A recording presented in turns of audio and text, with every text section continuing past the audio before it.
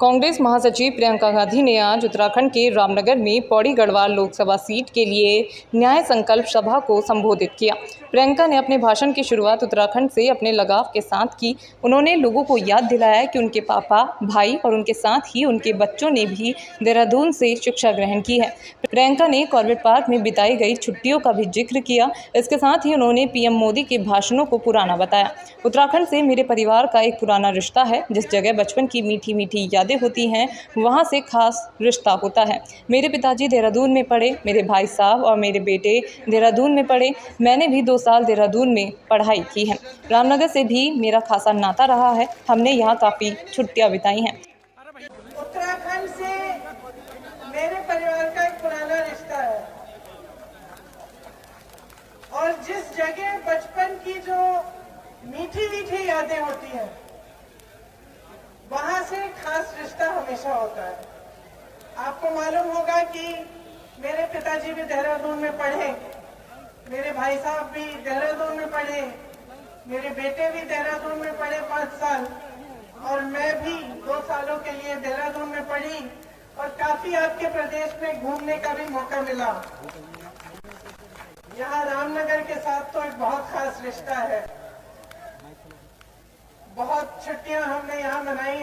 पास में Corbett park है, आप तो जानते ही होंगे, सब यहीं के हैं। मुझे तो जब मौका मिलता था, बच्चों की 2 दिन की छुट्टी होती थी, तो रात की जो पुरानी दिल्ली वाली ट्रेन है, जो स्टेशन से पुरानी दिल्ली के स्टेशन से जो चलती है 10 बजे, उसमें बिठा के दोनों बच्चों को सीधे यहाँ आ जाते हैं। उन्होंने कहा कि उत्तराखंड के अंकिता भंडारी हत्याकांड के आरोपियों को कौन संरक्षण दे रहा है, ये मोदी सरकार बताए। साथ ही उन्होंने कहा कि इस बार जनता को खुद निर्णय लेना है। उन्होंने कहा कि मोदी जी कहते हैं अब की बार मोदी सरकार। उन्होंने कहा कि आखिर और कितनी बार मोदी सरकार, अब जनता त्रस्त हो चुकी है। इसके बाद प्रियंका ने लोगों से पूछा, राजनीतिक भाषण सुना है या सच्चाई सुननी है। इसके बाद प्रियंका ने कहा कि थोड़ी बात करते हैं, ये चुनाव का समय है। 5 सालों में आपको एक बार मौका मिलता है कि अपना भविष्य बदल सकते हैं। चुनाव में चाहे कांग्रेस हो या बीजेपी हो, सभी के नेता भाषण देते हैं, आप सुनते हैं। इसके बाद प्रियंका ने कहा कि यहाँ आने से पहले मैंने सोचा कि मोदी जी ने भाषण में क्या कहा। जब मैंने 5 मिनट भाषण सुना तो मुझे लगा कि कहीं गलती तो नहीं हो गई, लेकिन फिर से तारीख देखी तो वो ऋषिकेश का भाषण था। ऐसा लगा ये पुराना ही भाषण था। मोदी जी ने इस बार भी बार बार मोदी सरकार कहा। प्रियंका ने लोगों से पूछा कि आप इन्हें कितना चुनावों में उन्हें ऐसा ही सुना है। फिर मन में विचार आया कि भाई कितने सालों के लिए भुगतेंगे आप। प्रियंका ने पीएम मोदी के देवभूमि संबोधन पर भी व्यंग्य किया। बात वो वही कह रहे थे जो 5 साल पहले कह रहे थे और जो बातें कह रहे थे उनको सुनकर भी मुझे ताज्जुब हुआ। सबसे पहले तो उन्होंने कहा कि बार बार मोदी सरकार।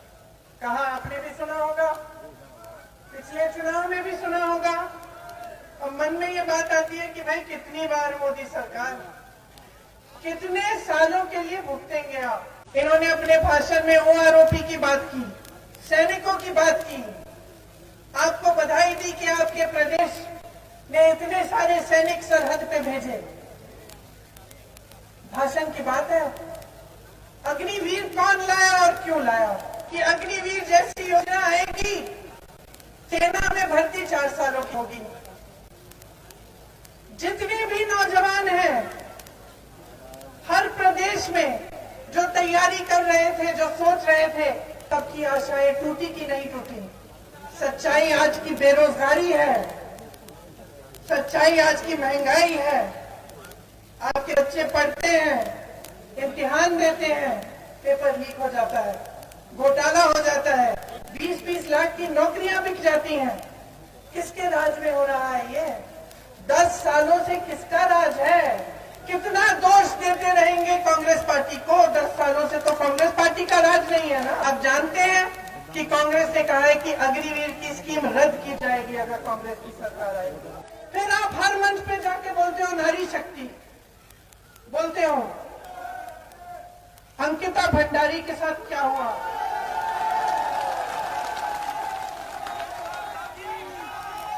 जिन्होंने उसका शोषण किया, जिन्होंने उनकी हत्या की, उसको संरक्षण कौन दे रहा है? मोदी जी बताएं।